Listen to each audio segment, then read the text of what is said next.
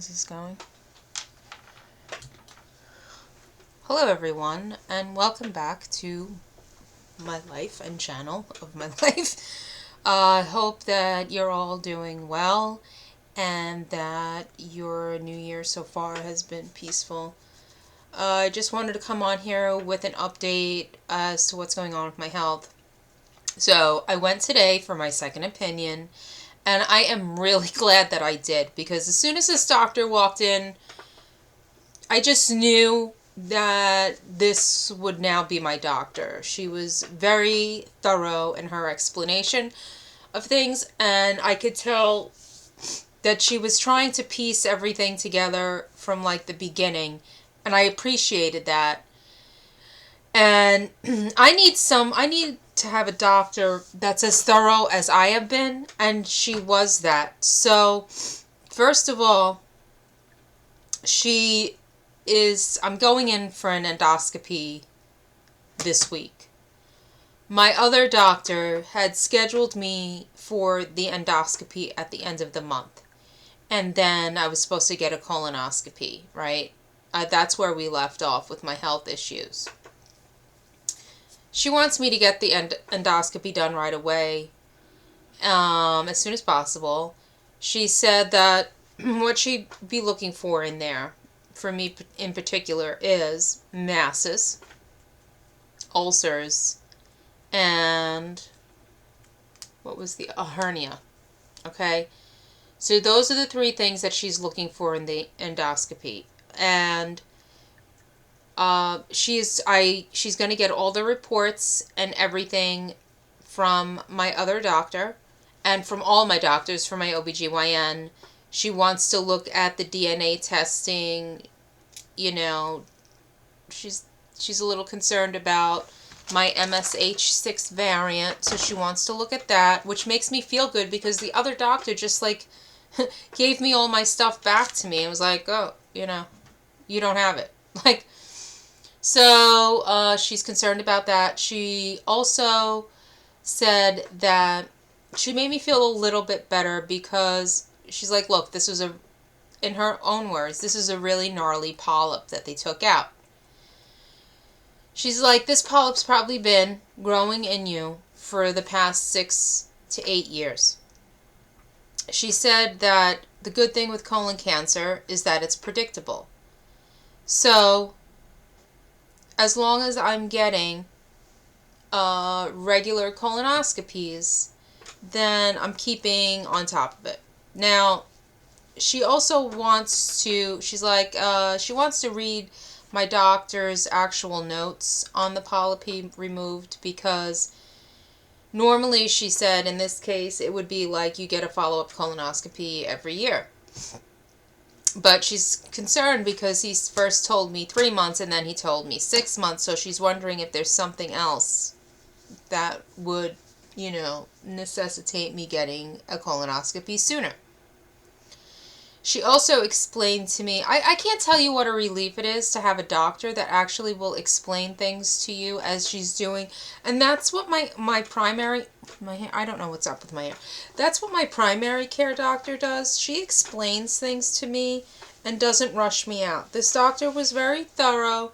She asked me questions so she could piece together this puzzle, because if you're new to my channel, and you're only seeing the colon cancer things, if you go back, you'll see that, like, starting last year in April sometime, I've been having health issues since then, with this extreme bloating and extreme fatigue and stuff. So this has been going on for quite some time. Not in any time did any of these doctors mention SIBO to me, which is small intestine bacterial overgrowth. This doctor did, and she said, look, if I do the endoscopy and everything comes back normal, there's nothing in there, I want you to get tested for SIBO, because it could explain a lot of your symptoms: the bloating, the weight gain, the nauseousness, the feeling full, the constipation, the diarrhea, and all that. She's like, for the most part, for the symptoms you were having with the rectal bleeding and the mucus and the discharge, that it was most likely from the polyp that they took out. So she's on top of this, and I feel like I'm in good hands. And I really do appreciate the fact that she's doing the endoscopy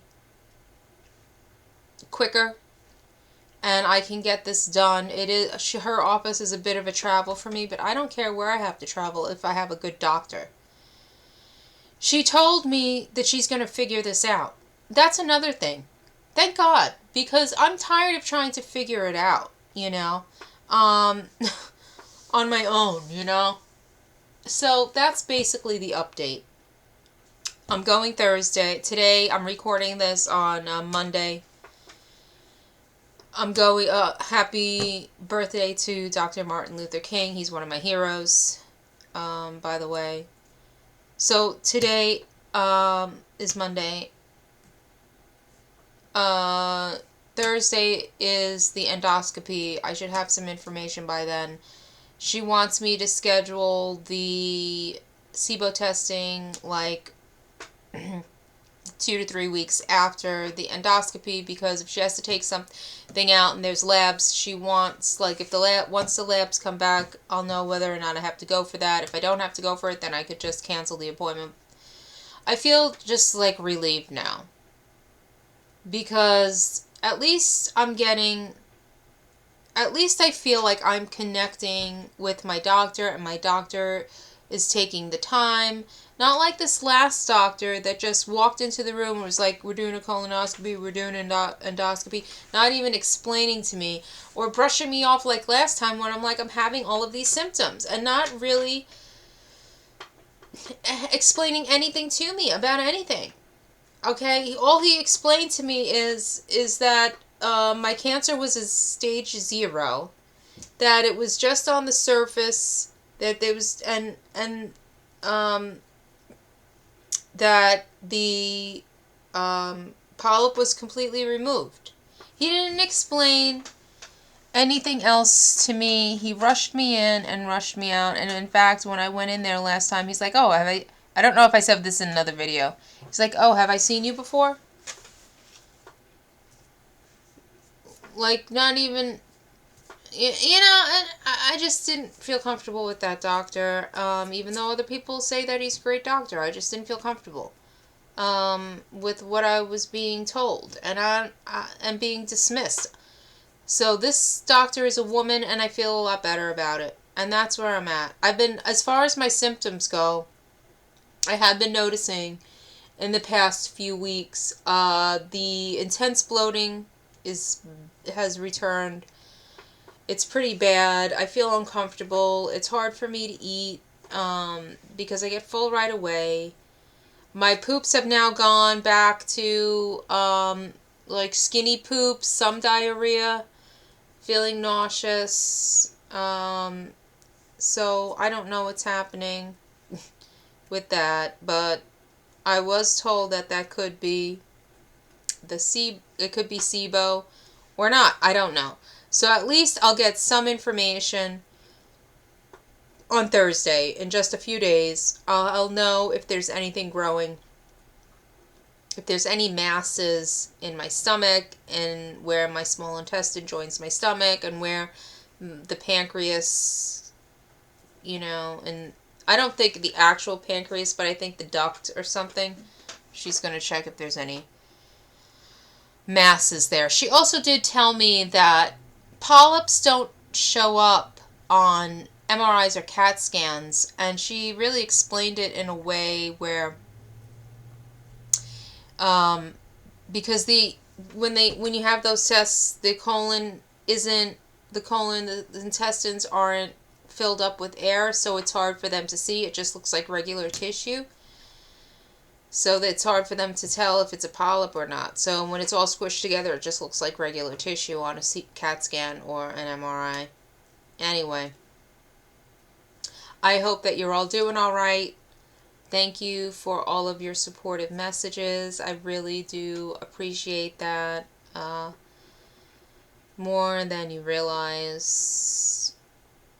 I just want someone else, anyone, even if it's one person, to go and get their colonoscopy sooner rather than later, because like I said, if I would have waited, who knows?